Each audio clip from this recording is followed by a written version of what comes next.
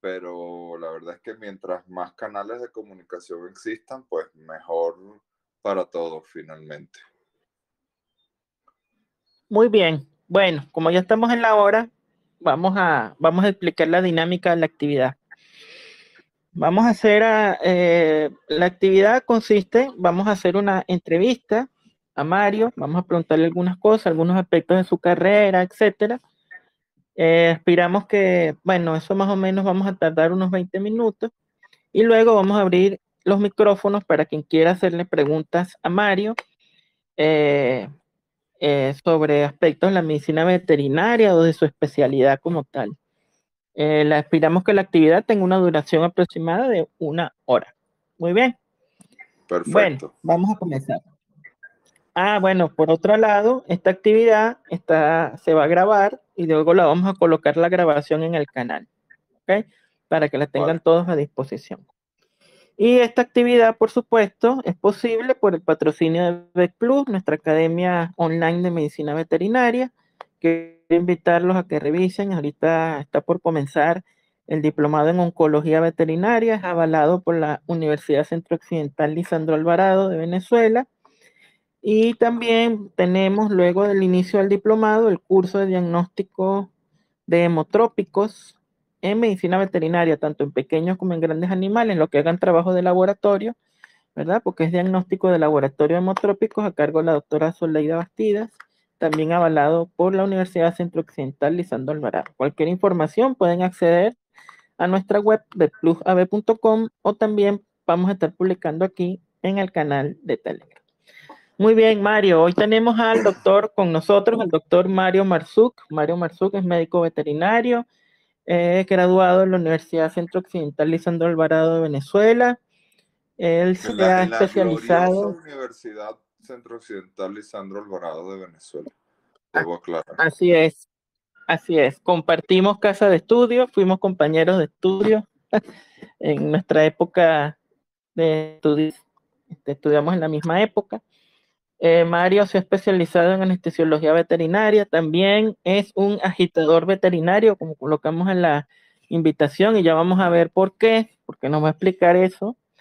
Y por supuesto, siempre ha sido amigo de esta casa de Becluz y siempre ha estado dispuesto a estar con nosotros. Ya de hecho hizo un curso hace algunos años y Así es. bueno, muy amablemente accedió a esta invitación. Mario es muy polivalente, por eso lo quise invitar, porque creo que nos puede ayudar a motivar a los muchachos que están conectados aquí con nosotros el día de hoy, que ya son bastantes, ¿no? Ya se han ido conectando y ya son bastantes.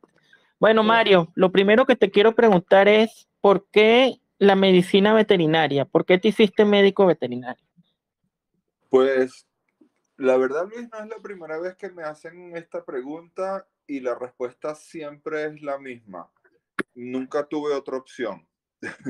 Y la verdad es que nunca quise ser otra cosa que no fuese médico veterinario, así que me considero honestamente un ser humano muy afortunado porque estudié lo que quise. No, nunca quise ser bombero, nunca quise ser astronauta ni policía.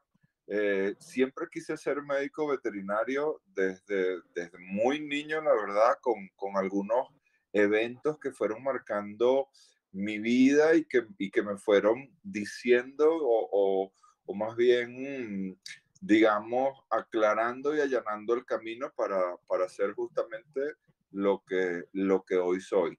Y además tuve yo la oportunidad de estudiar en la que para mí siempre es y será mi casa, en la UCLA.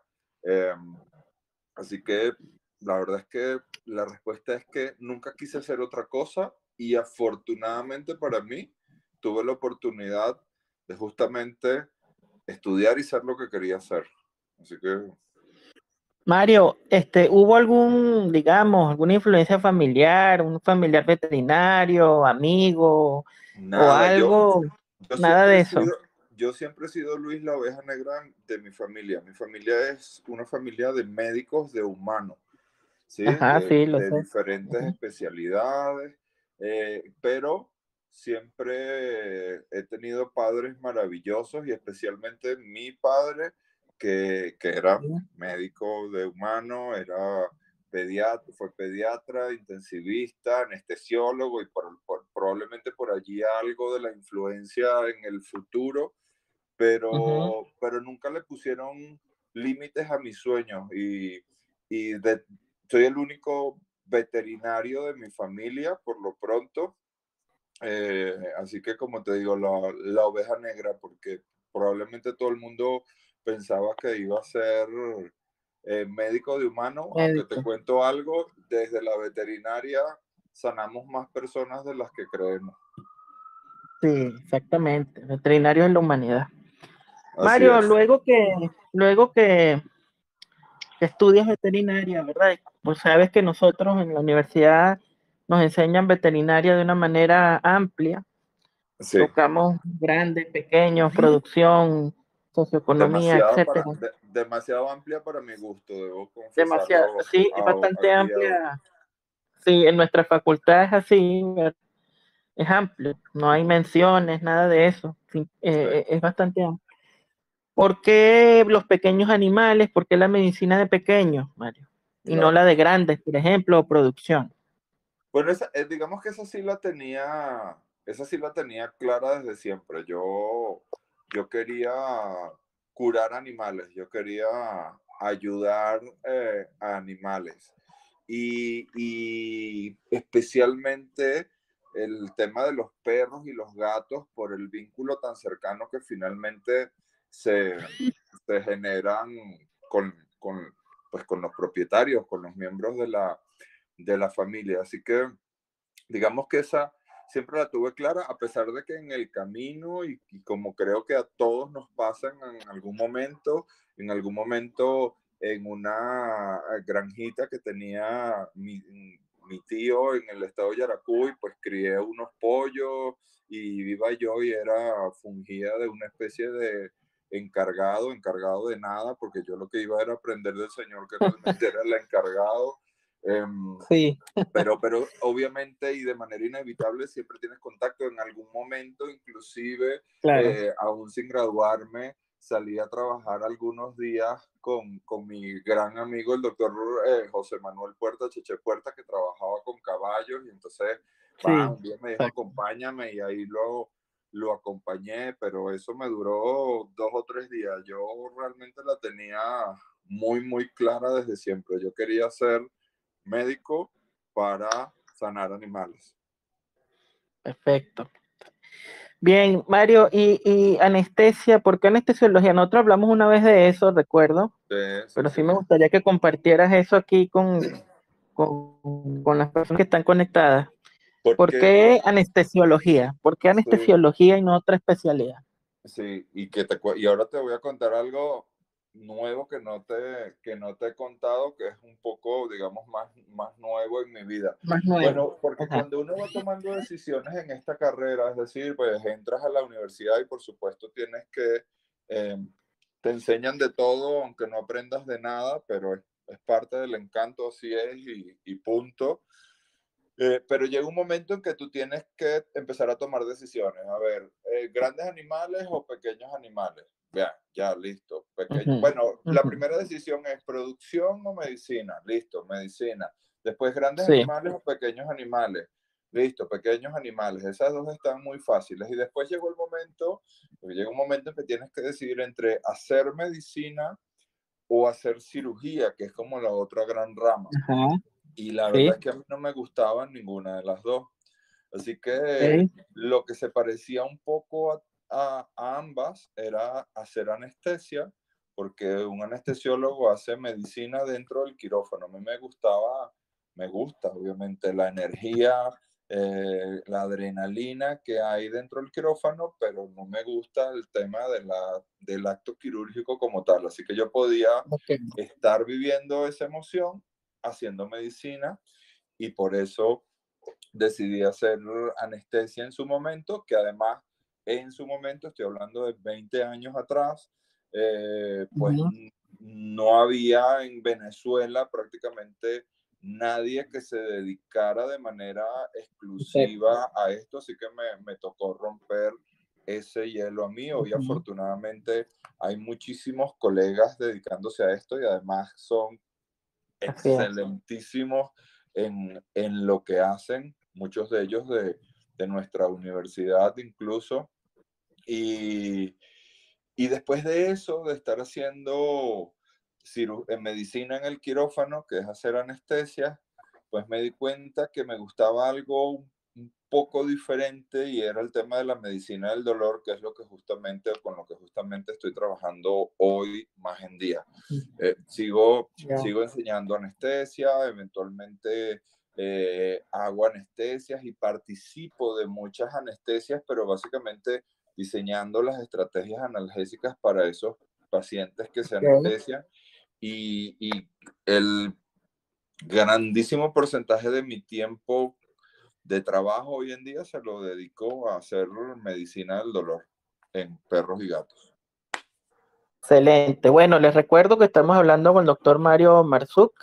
Ya viene el momento de las interacciones. Para hacerlo van a solicitar hablar, a levantar la mano, como lo indica ahí la aplicación, cuando abramos el chance para las preguntas. Bien, Mario. Entonces, puedo inferir una cosa. Lo he visto porque, bueno, te sigo y somos amigos hace muchos años, de tu campaña de primum non cere, primero no hacer daño. ¿Se Sí. refiere eso a que te estás dedicando a lo del manejo del dolor?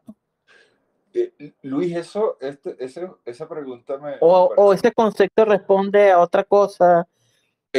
No, En principio, a ver, esto va por esta onda. Primum non cere es el juramento, o forma parte del juramento hipocrático que todos los que ujú, trabajamos en el mundo de la medicina lo hacemos el día que nos recibimos, que nos graduamos de médicos en cualquiera de sus áreas. El tema así es que obviamente ese día hay tantas emociones en muy pocas horas que lo último que te acuerdas es que tú juraste es del primero no juramento. hacer daño. Eh, Sí, y entonces sales a la calle y empiezas a hacer cosas, pero se te olvida que tú juraste primero no hacer daño. Y muchas veces desde la ignorancia del hecho de que simplemente no debes ni puedes saber todo, pero te atreves a hacer todo y eso no está bien, pues comienzas a hacer daño, como diría el Chavo del Ocho, sin querer queriendo. Y entonces, ya, primo uno non chere, en algún momento de mi profesión y de mi vida, pues dije, bueno, vamos a traerlo de vuelta, este mensaje del pasado, traerlo al presente y hacer que la gente del futuro lo escuche, porque lo más importante para un médico veterinario no es hacer medicina, lo más importante para un médico veterinario no es curar animales, lo más importante para un médico veterinario es hacer esto sin hacer daño, porque definitivamente el remedio no puede ser peor que la enfermedad. Ya nuestros pacientes están bastante comprometidos, bastante adoloridos, bastante enfermos para que yo, desde mi ignorancia, desde mi atrevimiento, pues les haga más daño aún. Pero lo interesante de esto, Luis, es que es algo que afortunadamente para todos me ha sobrepasado y hoy en día para mí Primo No Nochere es un estilo de vida, ¿sí? Porque si te pones a ujú, pensar, el tema no es solo no hacerle daño a mis pacientes, que está muy bien, pero es que en este mundo tan violento en el que nos ha tocado vivir, pues también deberíamos pensar en no hacerle daño a mi vecino, a la sí, persona con la que no comparto ideas y aún así las respeto, a las personas que tienen que ver conmigo o que no tienen que ver conmigo, porque repito, en este mundo tan violento, pues qué tal si nosotros los médicos veterinarios sumamos un poquito, pero desde esta perspectiva de la no violencia. De hecho, yo siempre lo comento en mis eventos y cada vez que puedo, yo soy como Martin Luther King, yo tengo un sueño y es que en algún momento en un café, en un restaurante, en lo que sea, estén hablando dos personas que no tengan nada que ver con la profesión, o sea, un ingeniero, con ujú, un arquitecto, con un abogado, y de repente salga el tema de primero no hacer daño y uno le pregunte al otro de dónde salió esto y le digan, es que se lo escuché a mi veterinario. Y ah, honestamente me impactó y quiero hacer las cosas así. Y eso claro. es, hoy en día, primero no hacer daño. Sí, tú sabes que ahí yo veo que hay una tendencia a la cuestión técnica, Claro, a la clínica, a la técnica anestésica, dosis, tal, etcétera. Y a así veces es. descuidamos un poco el sentido, digamos, de los fundamentales más filosóficos, por decirlo de alguna manera, de Sí, nuestra carrera y nuestra profesión, que es, bueno, salvar vidas, curar y, y todo lo que ello implica. a veces que, bueno, que simplemente son falta de conversar sobre esos tópicos, ¿no? Sí, A veces sí, sí. conversamos mucho de los tópicos técnicos y no conversamos de estos otros. Y bueno, suceden cosas en el día a día que tienen que ver con eso, ¿no? Todo el tiempo. Y Entonces, sí, este, consideraciones éticas, una serie de cosas, ¿no? Entonces, sí, sí, sí. creo que son Y, tópicos que hay que conversarlos y hay que hablarlos siempre. y que definitivamente, Luis, hablar de estas cosas probablemente no nos hagan mejores veterinarios desde el aspecto técnico, pero nos van a hacer mejores personas. Y ahí es donde está la clave. Se nos ha olvidado que los médicos veterinarios somos seres humanos que hacemos medicina. Y entonces nos tenemos que dar permiso de Claro, tener claro, miedo, de frustrarnos, de emocionarnos, de alegrarnos, claro, de molestarnos claro. por la razón que sea, porque hay también algunas campañas que he visto yo en redes de de que nos quieren hacer pasar por superhéroes, ¿sabes? Y yo no Sí, sí, quiero ser un superhéroe, porque si Superman anestesiara perros, no se le hubiese muerto nunca a ninguno, y a mí se me han muerto un montón. No solo se me han muerto, claro, los he matado yo desde mi ignorancia por errores que he cometido. ¿Me explico? No claro, somos superhéroes. Y esa claro. presión indirecta que nos estamos sometiendo nosotros mismos a través de esa y muchas otras campañas es la que finalmente nos puede llevar a cometer errores que van a poner en riesgo la vida de nuestros pacientes. Entonces, si no nos Así es. olvidamos que somos eso, humanos que hacemos medicina veterinaria, creo que las cosas van a Sí. ser mucho más fáciles. Así es, exactamente. Quería preguntarte, antes de pasar a la parte de las preguntas, este, que sobre ese concepto de agitador veterinario. Sabes que varias personas me escribieron porque en la invitación decía agitador veterinario. Me decían, ¿cómo es eso, agitador veterinario? Entonces, yo le digo, bueno, asiste al chat para que te enteres de qué se trata, ¿no? Entonces, ¿de qué Sí, se trata, Mario? ¿De qué se trata ese concepto? ¿Por qué te defines como agitador veterinario? pues, pues justamente por eso que te decía hace algunos minutos, o que les decía a todos hace algunos minutos, porque aunque no están hablando, pues hay bastante gente conectada allí, lo cual agradezco. Siempre he sido una oveja negra, ¿sí? Y las ovejas negras no son malas, solo que son negras, nada más. Y, y yo soy un agitador de mentes y corazones. ¿Sí?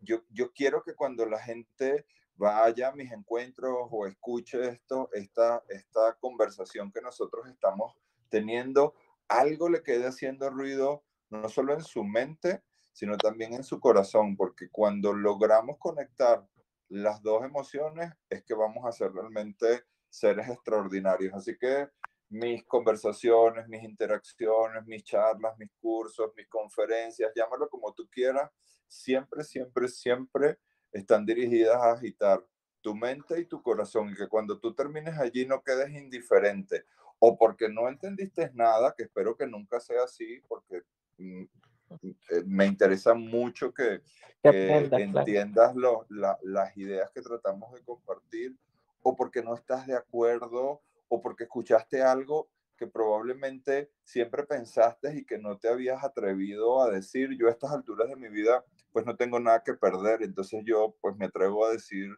cosas que probablemente otras Otros personas no. todavía están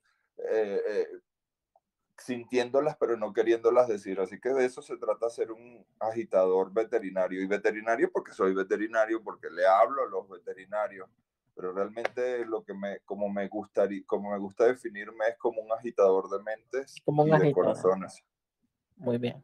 Mira, Mario, esta sí va a ser mi última pregunta. Ya de aquí en adelante vienen los participantes.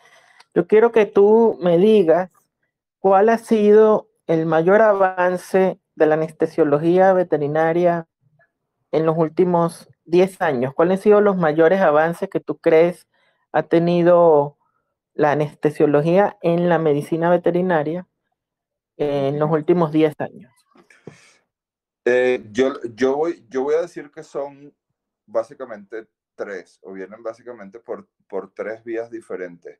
El primero es, y ese me interesa muchísimo a mí, es el entendimiento del fenómeno doloroso como, no como un signo que acompaña a enfermedades, sino como una enfermedad que convive como comorbilidad con otras enfermedades. Hoy sabemos cada vez más y más y más del fenómeno doloroso y esto ha cambiado la manera como abordamos a nuestros pacientes. La segunda tiene que ver con todo el tema de la anestesia regional y los bloqueos regionales y los bloqueos ecoguiados y los bloqueos con neuroestimulación que han cambiado para siempre el abordaje de las anestesias en medicina veterinaria. Y un tercer factor que también ha evolucionado muchísimo en los últimos 10 años tiene que ver con la manera como monitoreamos a nuestros pacientes y la información que hoy en día logramos obtener a partir de diferentes monitores y de diferentes sistemas de monitoreo que en tiempo real nos van diciendo cómo está el paciente y además poniendo en perspectiva lo que va a ocurrir con él en las próximas horas. Yo creo que esos tres factores son los que en definitiva han cambiado la anestesia veterinaria en estos últimos 10 años. Magnífico. Bueno, ahora vamos a abrir el derecho a preguntas. Aquí ya tenemos a la primera persona, que es Miguel Robles. Ah, mira. Hola, Le Miguel. vamos a permitir. Ajá. Puedes hablar, Miguel. Miguel, te escuchamos. Activa tu micrófono, Miguel. ¿Cuál Ajá. sería uno de los protocolos comúnmente usados? Miguel, ¿me Sí, escuchas? Ajá, bienvenido. ¿De sí, dónde, por favor, de dónde te conectas? desde Barinas. Saludo para todos. Buenas noches. Ok, Miguel, perfecto. Tu abrazo. pregunta. Doctor, una de las problemáticas más comunes es determinar qué protocolo anestésico es el más seguro. ¿Cuál recomendaría, cuál sería su recomendación en este ámbito para comenzar en la cirugía? ¿Qué protocolo anestésico sería el más seguro que considere usted en su práctica diaria? Vale. Muchas gracias, Miguel. Gracias, Miguel. Bueno, te comento, acabas de utilizar una palabra clave que ya no usamos y es la palabra protocolo. Si tú buscas en el diccionario lo que significa, es algo que se hace siempre igual para obtener los mismos resultados. Así que hoy en día pensamos más bien en cómo ajustarnos a las necesidades del paciente. Eso es lo que realmente importa. Así que decirte que usar esto más aquello es lo ideal, pues iría contra los principios porque probablemente esto más aquello no es lo ideal para ese paciente en particular. Una de las grandes frases de la anestesiología humana y veterinaria es esa que dice que no hay anestésicos seguros, no hay procedimientos anestésicos seguros, lo que hay es anestesiólogos seguros. Entonces yo pensaría que para considerar a una estrategia anestésica segura sí hay que cumplir con algunos principios. Yo tengo que pensar qué fármaco hipnótico voy a utilizar, qué fármaco analgésico voy a utilizar. ¿Será que la combinación de estos dos fármacos proveen suficiente relajación muscular? ¿Será que la combinación de estos fármacos también provee suficiente amnesia a este paciente para que no recuerde lo que pasó? Y finalmente un concepto muy nuevo que estamos manejando en la anestesiología pues, veterinaria y humana, y es el hecho de poder entender y mantener el equilibrio del sistema nervioso autónomo. Entonces, más que pensar, Miguel, en fármacos puntuales, de decirte ketamina o midazolam o fentanil o morfina, yo pensaría más bien en ver que los fármacos que yo voy a utilizar cumplan con los preceptos de una anestesia correcta, que es producir hipnosis, producir amnesia, producir relajación muscular, producir analgesia, por supuesto, y mantener el equilibrio del sistema nervioso autónomo. La pregunta es, ¿eso se logra con un solo fármaco? Definitivamente no. De manera rotunda, no. Necesitamos combinar diferentes fármacos. ¿Puedo usar los mismos fármacos en todos los pacientes? Otra vez, definitivamente no. Las necesidades de mi paciente son las que yo debo asegurarme de que se cumplan. No todos los pacientes son iguales, no todos los pacientes necesitan lo mismo, no todos los pacientes tienen el mismo riesgo. Entonces, si los abordamos de esa manera, estoy absolutamente seguro, Miguel, de que tu trabajo va a empezar a ser cada día mejor. Muy bien. Vamos ahora con la Ninel Rujano. Por favor, Ninel, ya puedes hablar. Dinos de dónde nos hablas. Ninel, ¿puedes activar tu micrófono? Sí, a ver. A ver. Un minuto, para que ella empiece a hablar. Ahora. Buenas Ahora noches. Ajá. Bienvenida, Ninel. ¿Desde dónde te conectas? Desde Barinas. Ah, mira. Otra, Otra. Barinas. Muy bien. Barinas con la cola. Barinas Exacto. por la Adelante. cola, sí, señor. Buenas noches. Buenas noches. Mi pregunta para el doctor es la siguiente. ¿Qué opina usted, doctor, de la utilización de la acupuntura como una terapia alternativa para calmar el dolor en los caninos y en los felinos? Gracias, Ninel. Opino lo siguiente, que yo no sé absolutamente nada de acupuntura y que para hacer acupuntura tienes que estudiar un montón más, es decir, tú te haces veterinario y después estudias como 5 años más para ser acupunturista veterinario, pero sí sé, y la utilizo muchísimo, no la hago yo, la refiero a colegas que sí son acupunturistas veterinarios, porque sí hay suficiente evidencia científica que cuando se utiliza de manera correcta la acupuntura en pacientes adoloridos, el cerebro es capaz, el cerebro, el sistema nervioso central, especialmente a nivel cerebral y medular, son capaces de modular la información nociceptiva de una manera más eficiente, y además la acupuntura y la electroacupuntura, que es una versión muy interesante de la acupuntura, tiene la capacidad de activar ciertos sistemas endógenos de analgesia en los pacientes, como el sistema opioide endógeno, se liberan endorfinas cuando se utiliza de manera correcta la acupuntura. Pero lo que sí tiene que quedar muy claro, Ninel, y todos los que estamos acá conectados, es que esto no es simplemente poner agujitas en donde yo creo que van. Esto es una ciencia médica que se estudia como cualquier especialidad, es más, se estudia hasta mucho más, porque un buen acupunturista veterinario se puede pasar entre 4 y 5 años estudiando acupuntura para llevar de manera correcta, digamos, esta especialidad. Estamos hablando de más de 500 años de medicina tradicional china, pero definitivamente sí promuevo su uso, pero yo no aplico las terapias con acupuntura, yo lo refiero a colegas que sí lo hacen. Excelente, doctor.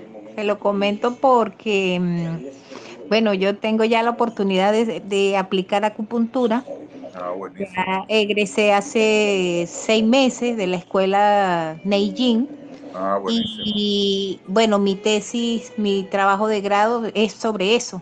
y estoy Buenísimo. trabajando, ¿verdad?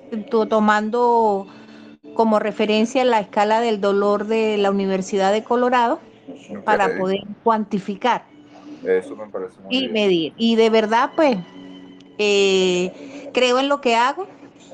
Soy Yo también. estudiante, soy estudiante del 9º semestre de medicina veterinaria Buenísimo, y estoy, bueno, en esa onda de buenísimo. alcanzar otras cosas porque hay que creer y confiar en lo que se hace. Yo soy Pero estudiando. yo soy una viejita, yo tengo ya 54 años, No, sí, soy pero no está abogado, bien, man. No, soy imagínate. abogado Ah, no. y decidí después de vieja, después de 31 años de ser abogado, estudiar medicina veterinaria porque amo mucho a los perros y fue como lo que me llevó a hacerlo. Me Hoy en parece día que muy bien. estoy casi llegando a la cima, pues ha sido difícil porque la edad no ayuda en muchas cosas Bueno, y quiero de verdad pues dedicarme a la acupuntura, pero con la veterinaria como fuente. pero tienes De una verdad que grandi- agradecido. Muchas gracias, oye, por la respuesta. tienes una grandísima ventaja, Ninel, y es que eres mujer. Y las mujeres definitivamente son muy, muy, muy superiores a nosotros los hombres a la hora de poder hacer este tipo de cosas que tú haces. Y tú cumples con un precepto que yo también manejo mucho en mi trabajo y es que el deseo sin acción no tiene sentido. Es decir, quieres mucho a los animales, pero ahora tienes una herramienta para realmente ayudarlos. Así que bien, te felicito, Exacto. te Sí, señora. felicito. Sí, doctor. Y Muchísimas además gracias. nadie te va a poder embromar porque además eres abogado, imagínate tú. Eso no se lo Pues espera sí, ningún propietario imagínese. que Sí, no quiera señor. pagar. Eso creo que deberíamos considerarlo otros veterinarios. Sí, Muy señor. bien, te Muchísimas felicito. gracias. A ti, Un placer, doctor. Muchas gracias. igual. Muchas gracias, Ninel, por tu participación. Vamos, aquí tenemos también a Anit Vidal Zúñiga.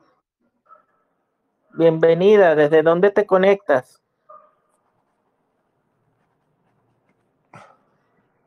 Ya puedes hablar. Hola, buenas tardes. Me conecto desde México. Ah, mira, aquí estoy yo Bienvenida. también. Gracias. Mi nombre es Anité. Soy médico cubano, pero estoy en estos momentos ejerciendo acá en México. Ok. Y muchas gracias a los organizadores de esta charla. Un placer estar con el doctor Mario y con todos los colegas. Doctor, mi pregunta viene encaminada por algunas conferencias anteriores que usted ha dado en algunos congresos acerca del uso de la lidocaína al 2% para la intubación. Sí. En caso de los pacientes cardiópatas o pacientes con bloqueo, ¿tiene algún efecto? ¿Se puede aplicar o...?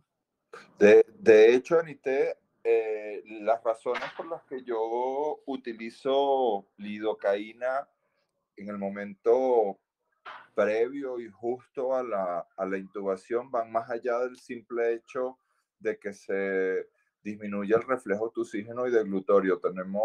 Partimos de un principio farmacológico muy, muy importante y es que el primer y principal antiarrítmico que tenemos es la lidocaína. Así que los pacientes con problemas cardiovasculares y si sus problemas son del ritmo, pues sin duda alguna lo utilizaría. Es más, en esos pacientes habría que considerar si además del bolo inicial podríamos mantenerlo con una infusión para controlar el estrés miocárdico y no provocar más arritmias que ya de manera patológica puedan estar presentando. Pero sí, sí, sí, definitivamente sí. Muchas gracias, doctor. Vale. Gracias, Anité, por tu excelente participación. Vamos ahora con Diana Castaño, que está levantando acá la mano. Bienvenida, Diana. ¿Desde dónde que te conectas? Hola, buenas noches desde Bogotá, Colombia. Bienvenida. Doc, quería hacerte una pregunta. ¿Cuál es tu opinión acerca de las infusiones analgésicas durante un procedimiento quirúrgico y cuáles son o cuál es la infusión analgésica que más recomiendas? Gracias. Hola Diana, saludos desde México. Acabas de tocar un tema muy, muy, muy interesante. Porque técnicamente, un paciente bajo los efectos de un hipnótico, llámalo propofol, alfaxalona, etomidato o cualquiera de los gases anestésicos que utilicemos, no siente absolutamente ningún dolor siempre y cuando esté controlado de manera correcta la hipnosis y la amnesia asociada a esa hipnosis. Eso no significa, porque, a ver, porque también además debemos hablar de un detalle muy interesante. El concepto de dolor está asociado e íntimamente relacionado con el concepto de conciencia. Solo los pacientes conscientes pueden sentir dolor. Un paciente bajo los efectos de un hipnótico, un agente anestésico hipnótico, solamente podría tener eventos de nocicepción que, si los estás monitoreando de manera correcta, podrías definir si mi paciente tiene nocicepción o mi paciente realmente está despierto, y entonces saber si necesita analgésicos o si necesita inclusive más hipnóticos.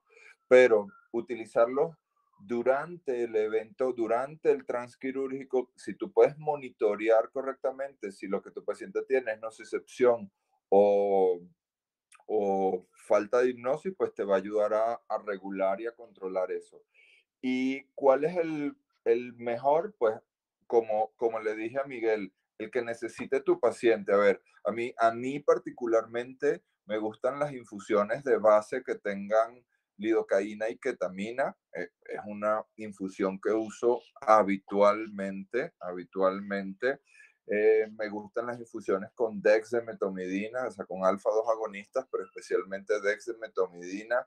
Hoy en día el tema de los opioides está cada vez más controlado y regulado, que cada vez tenemos menos acceso a ellos y por eso no los usamos tanto, pero si ese no fuese una limitante, seguramente me gustaría hacer infusiones, sobre todo en el posquirúrgico inmediato, con remifentanil o con fentanil, que también podrían estar combinados con la lidocaína y la ketamina. Muchas gracias. Vale. Gracias, Diana, por tu participación. A ver, si hay alguno otro que quiera participar, hacer una pregunta, interactuar con nuestro invitado de hoy, el doctor Mario Marzuk, puede hacerlo. A ver, ¿alguien se anima? A ver. Ajá, aquí está Anite pidiendo la palabra. Adelante. Venga, buenísimo. Hola, de nuevo por acá. Buenísimo. Quería, Doc, que nos hablara un poquito acerca del uso de los abrebocas en gatos. Ajá. Todos estos utilizados para la hora de intubación, y tengo entendido que tienen ciertos efectos el ángulo que se abre la mandíbula del gato y se mantiene Sí. demasiado tiempo. Bien, buenísima. Gracias, Anita. Y por cierto, Anita, ¿en qué parte de México estás? Ahorita Cancún. me cuentas. Ah, mira qué rico, qué envidia. Yo en la Bienvenido, infinitamente Doc, cuando guste. Contaminada Ciudad de México, así que bien, elegiste mejor que yo definitivamente. Este comentario que hace Anité es muy, muy interesante, porque sabemos que la arteria maxilar en el gato es la que lleva desde la circulación mayor la sangre con oxígeno hacia la cabeza, donde incluye obviamente al nervio óptico. Y que cuando el gato abre su boca en un ángulo superior o mayor a los 45 grados, se ocluye ese flujo de sangre. Que si el gato lo abre, hace una hiperapertura de su boca para maullar, para hacer algún ruido, para comer, para morder al veterinario, que es una cosa habitual que hacen los gatos, digamos, no pasa nada, porque es una apertura que dura muy poquito tiempo, pero estamos muy acostumbrados, mal acostumbrados, diría yo, a anestesiar pacientes, ya sea gatos o perros. Esto no pasa en perros, pero igual lo hacemos, y les ponemos abrebocas y dejamos su boca abierta en ángulos que superan los 45 grados. Y si ese tiempo de apertura supera o a partir de los 15, 20 minutos, ese flujo de sangre que va a dejar de llegar al nervio óptico va a ser suficiente para dejar ciego al gato. Entonces, muchos gatos se quedan ciegos después de la anestesia y no tiene absolutamente nada que ver con los fármacos que utilicé, tiene que ver con el manejo de la vía aérea que le di al gato, porque pensamos que un gato intubado, pero que le abrimos la boca, no sé con qué razón, la verdad, porque si tiene un tubo endotraqueal puede tener su boca cerradita sin problema.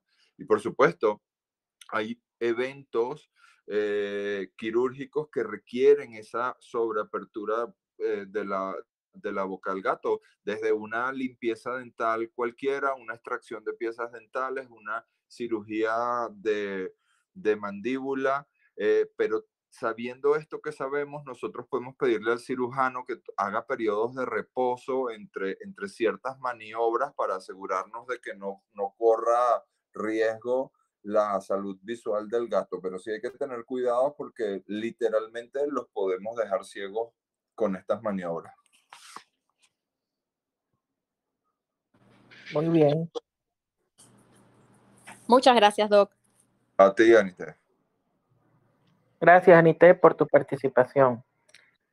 Bien, no sé si hay alguna otra persona que quiera participar, hacer preguntas, aprovechen, porque no es todos los días que tengamos la oportunidad de interactuar con un colega de la talla de Mario. Así que aprovechen de conversar con él, de preguntar. Como ven, es muy extenso en sus respuestas y siempre está dispuesto a aclarar las dudas que ustedes tengan.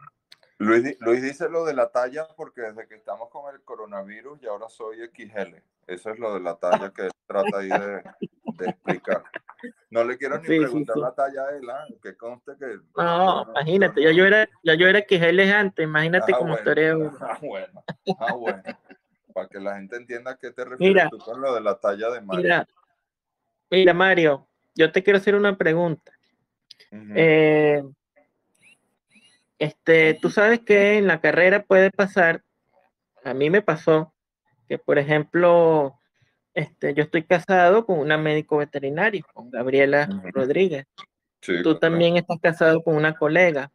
Sí. ¿Cómo se lleva eso en la casa? Porque Margarita también es una excelente profesional, referencia en su ramo de oftalmología. ¿Cómo se lleva eso en la casa? No hablamos de veterinaria nunca. Así lo llevamos en la casa. Así de simple. Salvo digamos, extremas eventualidades donde ella necesita una sugerencia mía o yo necesito una sugerencia de ella, nadie se mete en el trabajo del otro nunca. Ok, nunca. Bien. Bueno, Sí. Mario está casado con la colega Margarita Sanabria, quien es oftalmóloga, excelente, también está en México haciendo su trabajo de oftalmología. Bueno, aquí tenemos personas que quieren participar. Ina Russo. Ajá. Saludos, Ina, ya puedes hablar. ¿Desde dónde te conectas? Ina. Buenas noches. Hola. Muy buenas noches, bienvenida. Estoy hablando desde Acarigua. Qué bueno. Acarigua, Venezuela, bienvenida. Sí, Acarigua, Venezuela. Bueno, doctor Dolor, como le dice. Sí. Una pregunta, ¿cuál sería el mejor protocolo anestésico que se podría utilizar en gatos? Porque justamente hoy me comentaron que el fentanilo es tóxico para los gatos.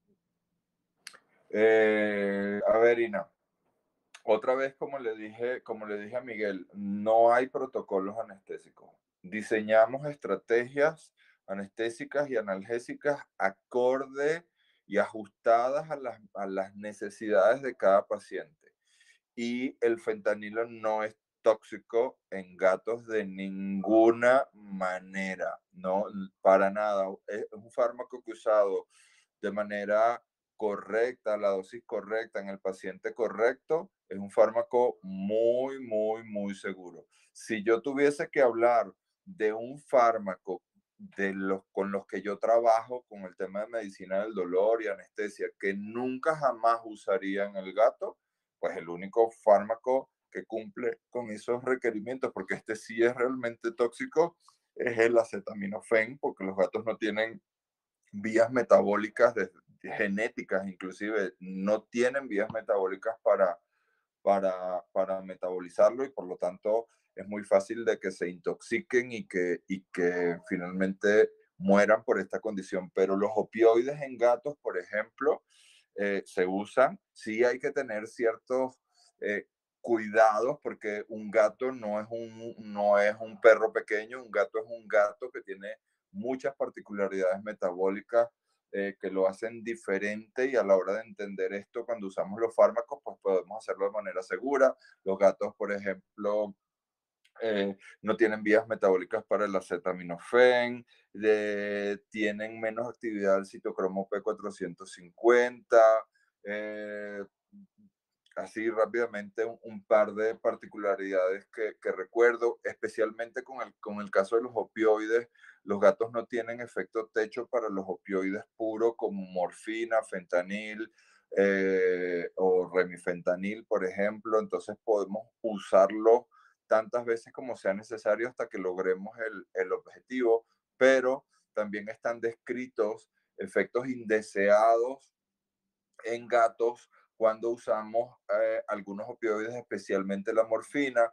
Hay efectos hemodinámicos que conllevan a cambios en el comportamiento, es decir, para decirlo en otras palabras, le podrías poner morfina a un gato esperando que se tranquilice y que se sienta mejor, y literalmente se vuelva loco por un periodo de tiempo hasta que pase el efecto de la morfina.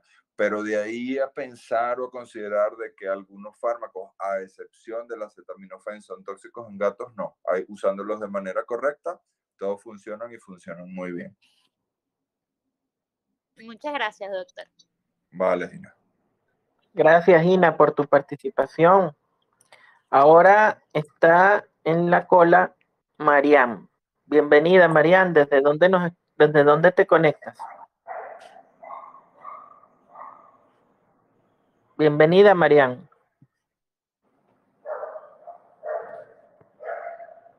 María Andreina Luigi, ¿será? No, dice Mariam aquí en la lista. Ah, Puedes yo activar tu micrófono, Mariam, para hablar. No sé, creo que no nos escucha. Vamos a... Aquí está otra persona, Regulo Uzcategui. Ahora sí. Ahora sí escucho. Ok, Regulo está prevenido. Saludos, Mariam. Claro que es María Andreina Luigi, ninguna Mariam, es María Andreina Luigi. Sí, esa misma zona. Exacto. Bienvenida. Por la pura risa la reconozco. Sí, eso soy yo, evidentemente. Mira, Mario, una preguntita. ¿Cuál es tu opinión del uso de fentanilo como analgésico, pero como parte de una estrategia para intubar? Bien. Qué rico escucharte, aunque sea por aquí un poquito, mi gran amiga Marandrina Luigi, que de paso, si están entre Maracay y Valencia y tienen que utilizar un quirófano, pues ahí está ahora el mejor quirófano de la región para que los veterinarios operen allí. Digo yo, para que lo sepan. Gracias. A ver, Gracias Mari, y a todos, sí, es una herramienta para intubar pacientes, sobre todo si queremos hacer intubaciones de secuencia rápida, donde podemos combinar, por ejemplo, fentanil, pero no solo fentanil con propofol. Otra herramienta para hacer secuencias rápidas de intubación sería propofol con algún relajante neuromuscular. La idea es que son fármacos que tienen un efecto muy potente, aunque sea corto en el tiempo, y eso hace que el paciente rápidamente pierda el reflejo de oxígeno, el reflejo de glutorio, inclusive su conciencia se ve afectada si es que decido hacerlo solamente con fentanil. Y tengo una grandísima ventaja, y es que sé que su efecto no solo no va a ser más allá de 10, 12 minutos, sino que eventualmente, si fuese necesario, lo puedo revertir con naloxona, que es un opioide que se usa para revertir opioides. Así que sí, es una opción. A mí particularmente me gusta combinado con Propofol, y sí, lo uso mucho para hacer secuencias de intubación rápida y asegurándome que inclusive al menos durante esos 10, 12 minutos que dura el efecto del fentanil en bolos, yo tengo un impacto analgésico muy, muy importante sobre el paciente. Chévere, Mario, gracias. Y manejando más la misma dosis, 4 de propo. Sí, podríamos usar 4 miligramos por kilo de propofol y unos 5 microgramos por kilo de fentanil, que sería de fentanil, para hacerlo fácil para veterinarios, 1 ml por cada 10 kilos. Ok. Chévere, corazón. Me debes la infusión de la dopa. Ay, sí, verdad. Va, en estos días me pongo en eso, prometido. Me has dejado aquí en evidencia frente a toda la gente. Besos. Sí. Ni modo, padrecito, te tengo que dejar en evidencia delante de todos para que me ayudes más de lo que me has ayudado siempre.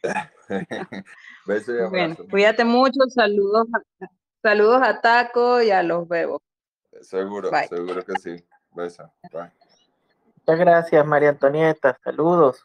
María Andreina. María Andreina, perdón. María Andreina. Me pone bravo. Por aquí estaba por hablar Régulo. ¿Qué está? Ahí está. Ajá. Régulo, bienvenido. ¿Desde dónde te conectas? Buenas noches, ¿cómo está, doctor Marzú? Está Regulus Cate de aquí de Barinas. Ah, qué bueno. Saludos, Régulo. Una preguntita, respecto a su experiencia en los protocolos de inducción y mantenimiento con Propofol, ¿cuál es el porcentaje que usted ha tenido o ha visto de reacciones adversas a la utilización de Propofol en perros específicamente?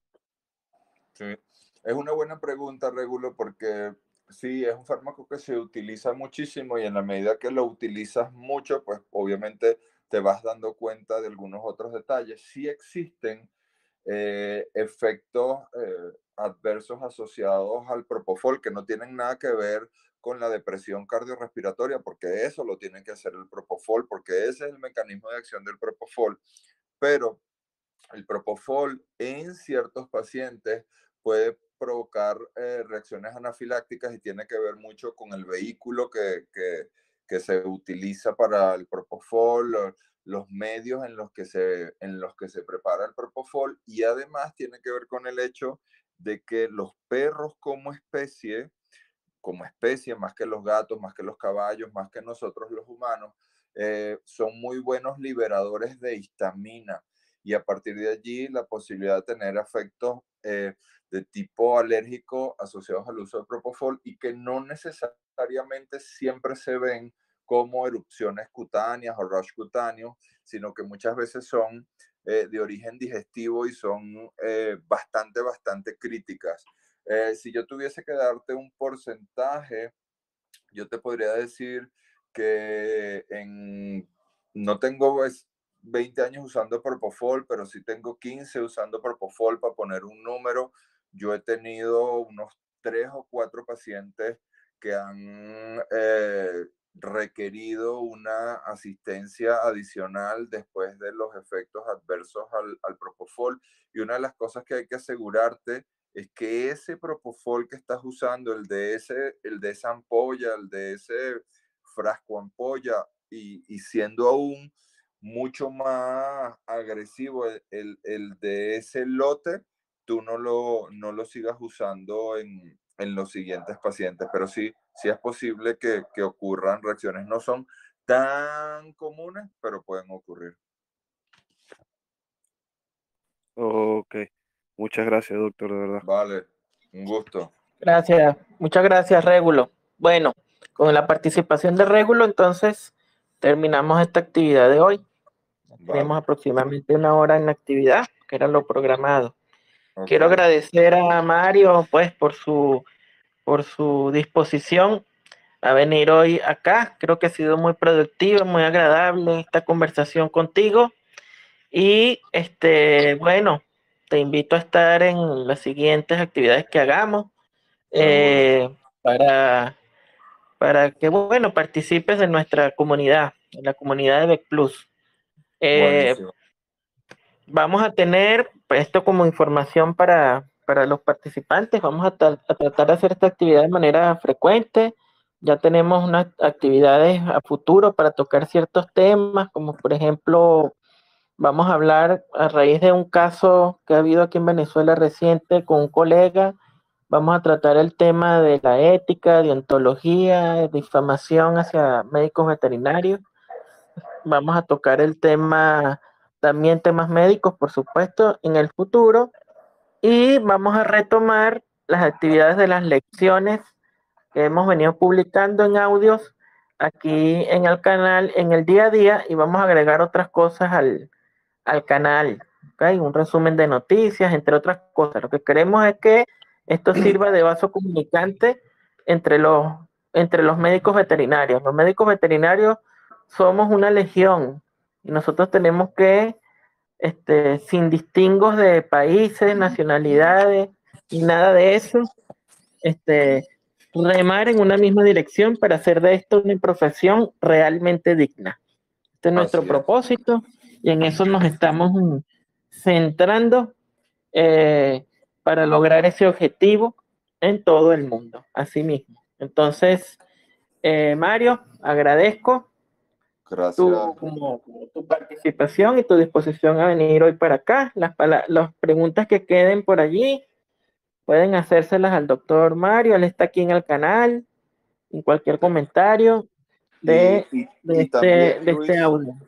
quiero Dime. aprovechar para los que quieran, así como tú usas Telegram, mi herramienta de comunicación es mi cuenta de Instagram, que es una cuenta donde interactuamos a través de diferentes modelos de enseñanza.